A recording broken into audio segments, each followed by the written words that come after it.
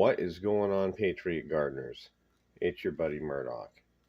And today we're back with another garden adventure talking about the best way in the world to get your tomato starts going and get them to grow absolutely enormous. To give you a rundown, this plant here is about, I'm going to want to say about 30 days old now, 30, maybe 31, 32 days old. This is a Brandywine variety, heirloom, and wow, they really like this. So we're going to go ahead and we're going to talk about what we've got going on and why these tomatoes are doing so good. I mean, out of the cups, these things are every bit of 8 to 10 inches just standing here tall. And I haven't even super cropped these things, which is coming up in our other video. We've got a couple more right here. There's one, and we've got another one right here. Look at this. So today, we're going to be planting some other tomato varieties. We're going to be doing some Abe Lincoln, some Garden Leader Monster, some Super Sioux, and this neat little guy, this Jubilee. Kind of an orange tomato, looks kind of cool. So we've got all of our cups going on, and if you look really close, there's even a single seed sitting there waiting. I was kind of wondering how I was going to throw this video together and open seed packets and sit here and, dig holes in dirt and stuff like that. So I got everything kind of set up, and we'll do a quick rundown. The planning part is the really easy portion. It's a couple of things that we're going to go over, and to give you the jump start that you're going to need right now to get your tomato plants enormous. And not only enormous, growing them in this one little tricky method is going to give you 2 to 3, maybe even 4 or 5 times the root mass of growing them in just a little cup, or in a little planter, or a little seed start tray, or something like that. If you ever see any of the other videos online, and I'm not knocking anybody else because everybody needs to learn to grow right now, you'll notice that their plants are really tall and spindly, and they look sickly, and well, these leaves are almost as big as my hand. So that's not the case here. They're a little bit sad right now because I lifted up their lights to do the video and whatnot. But yeah, so what makes this so special? Like, what's the deal here? It's actually the double cup system that we're running. And what it is just 2 red solo cups. And on the inside cup, if I can get this guy to come apart here, on the inside cup, we've just drilled about, let me see if I can get this on here. About 3, 4, 5 holes, whatever, is comfortable in the bottom of the cup. If I can get the camera to focus there. And that's going to allow for some drainage. And this double cup system gives me a couple different benefits. Number one, you're going to see in just a second. Number two, it's very clean in the grow room. You don't get a bunch of draining stuff going all over the place. It contains everything. It helps you to control the moisture inside your soil, so you're not constantly watering. Things are drying out. You're going back and forth. It helps to keep the plant evenly watered and maintained. The other neat benefit of doing this that will have you outgrow everybody with the exact same plant in the same size container, doing it with this double cup system, is that if you grow in a pot, or if you were to just plant in one of these cups without the secondary cup, as your plant would grow up, start out to be a little guy like this and start growing his first roots down, and it would hit the bottom of the cup and it would start poking those roots out the holes, and it would go, "Yikes, there's no more dirt." And it would stop. And so the top of your plant, just grows up. But down in the cup, what's going on is those roots are actually turning upwards, and they're starting to spin around and get, root bound. And what it's telling the plant is, well, we're not going to have a whole lot of room here. So guess what? You're not going to get very big.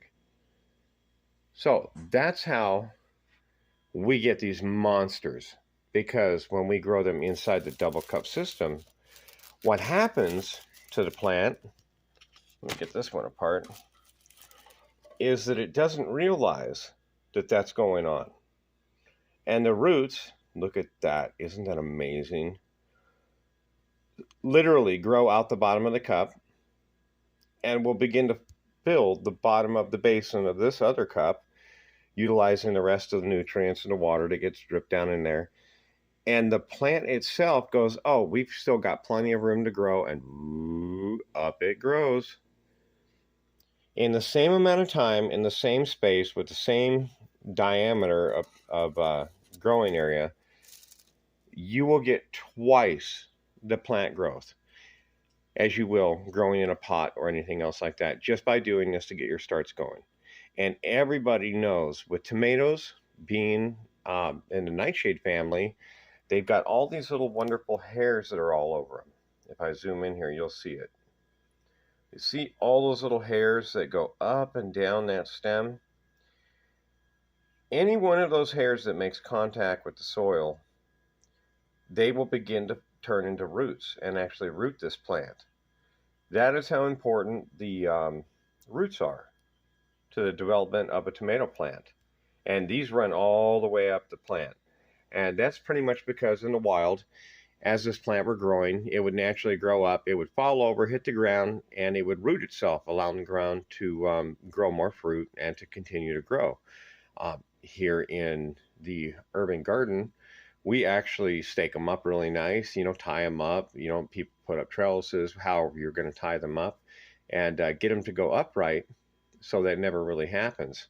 But that root mass underground is still very, very important. So instead of having a tomato plant that's root bound, what we have is a tomato plant that has never had any kind of root binding to it, and we get to keep it indoors for a couple extra weeks just before winter's over with, to give it that last little bit of jump start. And instead of coming outside and having like something like this on the first day of spring, well, you can walk out and wave to the neighbors and say howdy and show them your tomato plants. And that's what's up. So we do the basic soil mix, and if you've never seen that, I'll give you just the basic rundown on what we got going on with that.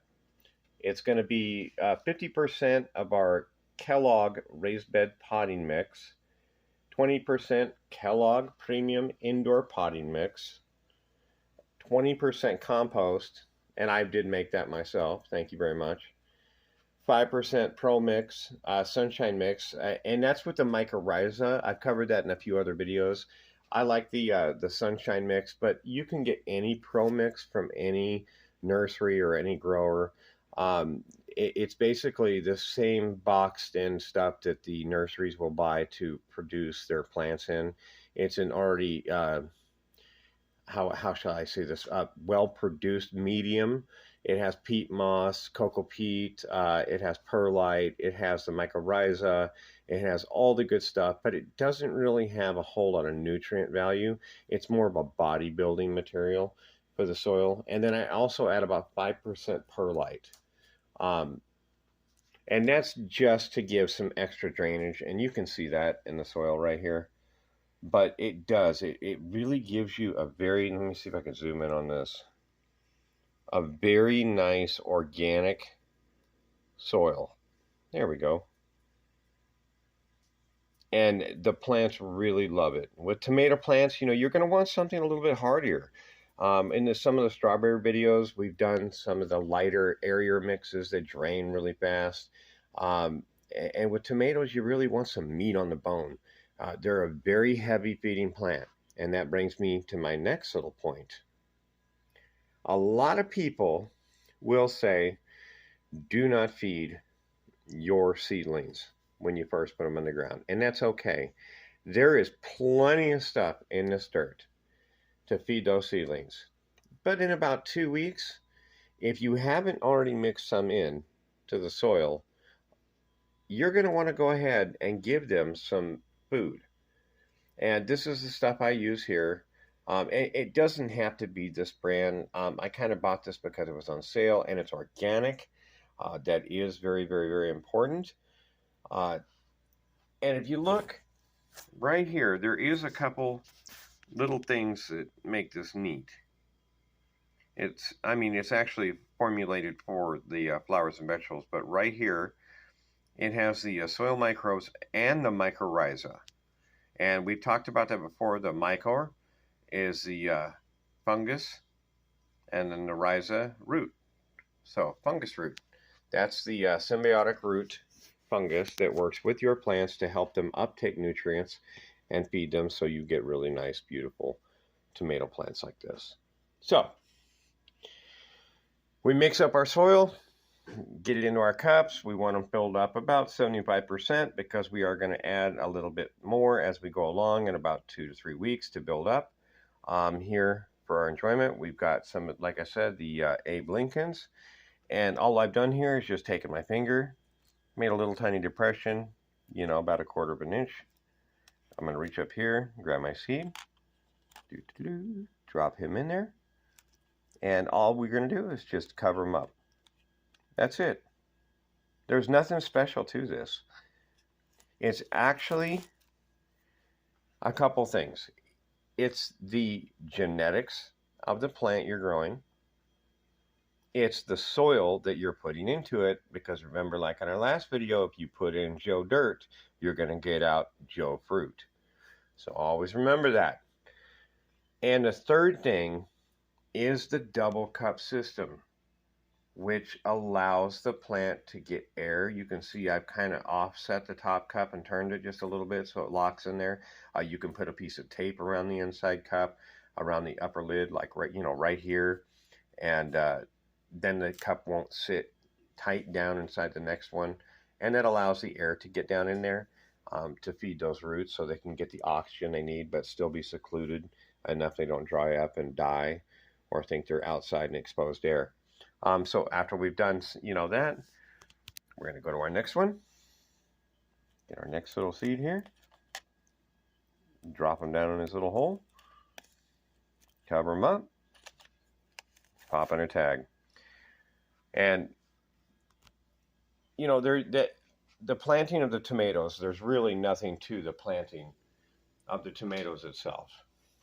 Like I said, it's your soil, it's what you're putting it in, and it's your genetics. Once you get that stuff going, the lights and the temperature, that all good stuff. But this is the 3 key things that'll really, really, really get you some monster tomatoes. And then we'll continue this series as we take them outside and put them in the ground. And then there's only one last thing that you have to do to make this whole thing work. And that's take your handy dandy little watering bottle with all the little pinholes in the top there and just water it well and watch it grow. That's it. Well, I hope you have enjoyed, ladies and gentlemen. We have quite a few tomatoes that we just threw in the ground. We've got some of our, what do we got here? Brandywine Peaks. We've got some of our Cherokee Purples, our giant Belgiums. Oh, and some more of these little guys here, Brandywine. So it looks like we're going to be having a lot of tomatoes. And I highly suggest to everybody to get growing. Even if you've never grown anything, you can. You can get some red solo. Look at this. And you can get going. Don't let anybody tell you can't. Especially nowadays, you really, really, really need to get growing. And get some food going, get a garden going, start digging up some of those lawns in the backyard. I know some people might not agree with that, but you will thank me very, very soon. Ladies and gentlemen, I hope you've enjoyed this little video. I love you all. God bless. Murdock out.